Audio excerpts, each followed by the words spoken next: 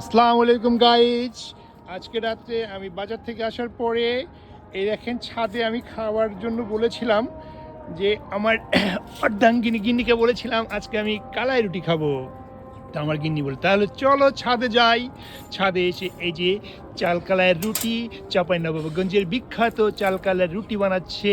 এই যে আমরা সবাই ছাদে এসে চলে এসেছি। ছাদে এসে এখানে রাত, কিন্তু এখন রাত প্রায় 10টা পার হয়ে গেছে। আমরা ছাদে এসে সুন্দর করে কালাই রুটি খাচ্ছি। আর এই যে আমার প্রিন্সেস দেখেন লেখাপড়া করছে।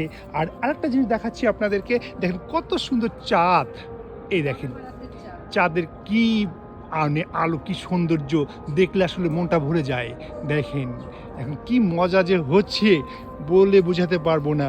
মাঝে মাঝে আপনারাও একটু চেষ্টা করবেন রাত্রে এইরকম টাইম স্পেন্ড করার জন্য। ধন্যবাদ সবাইকে, আল্লাহ হাফেজ।